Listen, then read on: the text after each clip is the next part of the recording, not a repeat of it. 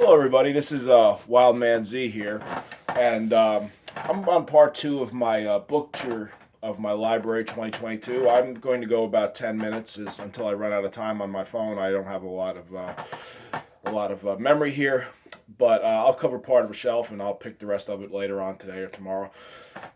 Here's one of the books I really love in sci-fi. It's Hyperion. I've read the first two of the four books in this series. It's by Dan Simmons. This guy's a really good writer. He can take different stories and thread them together really well. It's sort of in the framework of Canterbury Tales, with people on an expedition to another world in this case, and they're all telling their story of why they're going, and they're really a wide range of stories, ranging from horror to pure sci-fi, all sorts of weirdness, and really good writer. I enjoy it. I want to read more books outside of the Hyperion series. Here's a book I just read. This was the first book I read this year. Uh, Madame Bovary by Gustave Flaubert. Never read it when I was younger.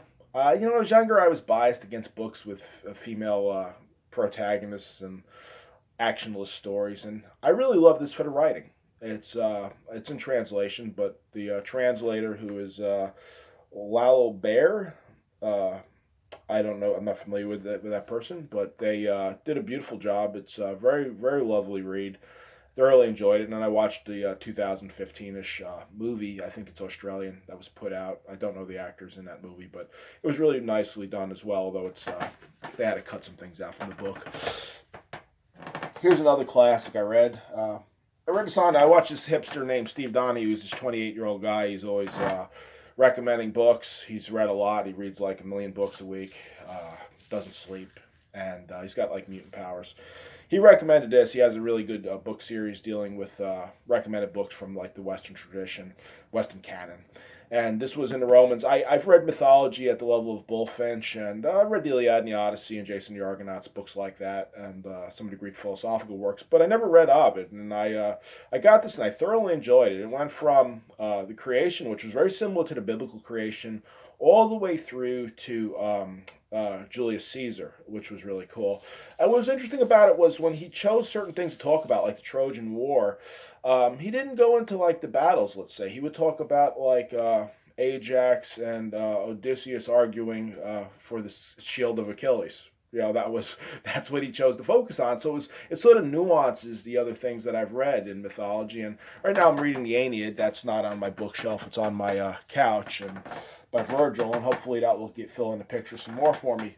Speaking about mythology, here's a classic right here. This was my mother's book, and I've read it. I read it when I was younger. She passed away several years ago, and I've kept a lot of her books. She had a lot of nice scholarly books. It's very well beaten. She probably read it several times. There's a whole bunch of notes she put in here from it. She really read this book. But this is a book of comparative mythology by a master of it, Joseph Campbell. Galahad, the Arthurian legends, the Greeks, all this. He tries to find common themes, Christianity and so forth, the story of Christ in terms of the hero's journey. Really good book, really good writer. Here's a good writer here on the other end of the spectrum, sci-fi. Ursula K. Le Guin. This is The Dispossessed. I have not read this. I've read The Left Hand of Darkness, which I believe I had in my other stack of books that we covered last night.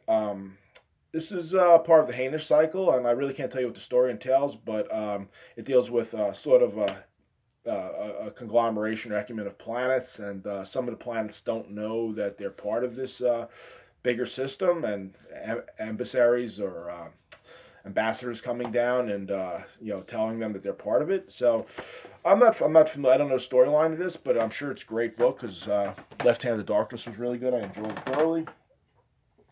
I don't know if you consider this a book or magazine, Bardic Sages, Bardic Tales and Sage Advice. It's by Bard and Sages Publishers. I actually published a story in this, so they sent me a free copy. Thank you, Bards and Sages. They're a sci-fi, fantasy, weird tales type of magazine. I think they're newer, maybe the last 10, 15 years or so. They're not as established as, say, Analog or Asmodeus, but I like it because it has new writers, people like myself who are semi-professional writers.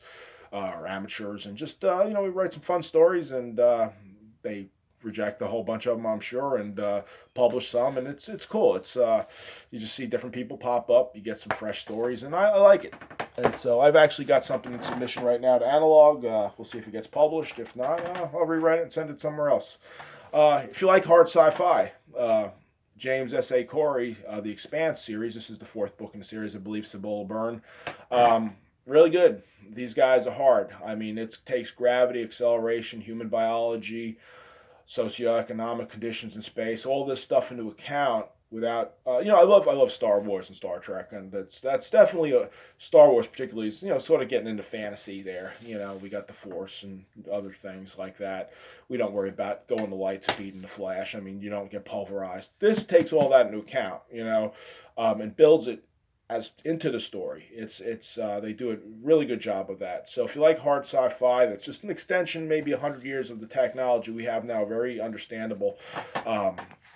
It's cool. It's really good stuff. And the TV series, I really enjoy it. I know some people don't like it. It's not their cup of tea, but hey, watch something else. There's plenty of stuff on TV these days. We're living in a golden age of action, adventure, sci-fi, comic book stuff.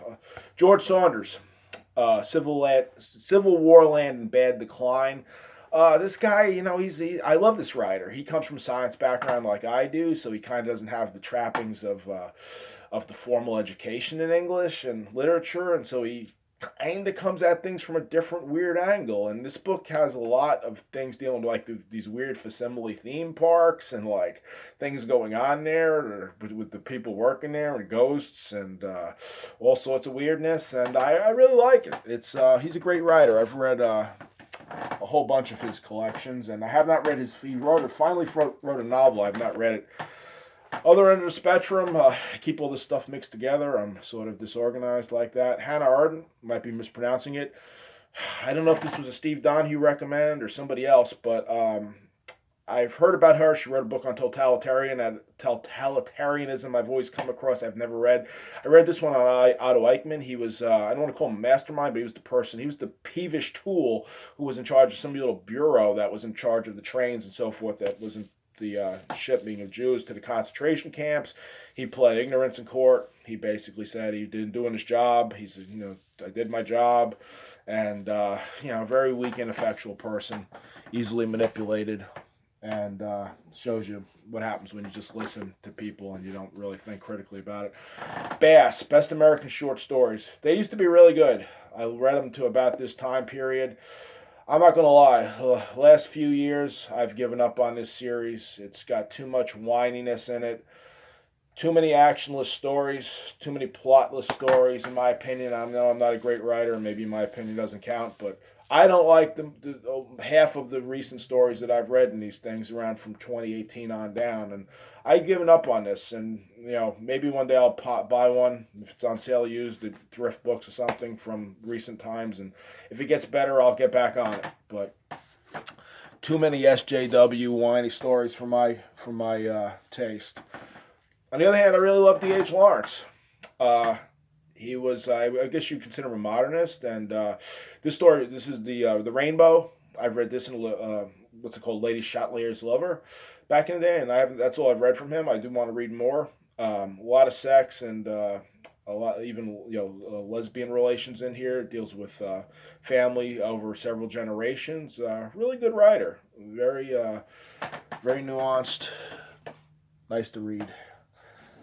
Other totally different type of writer I really enjoy, Alexandre Dumas. I love this guy. Straight up, if you're writing action, adventure, thriller type of thing, historical fiction, I would read this guy.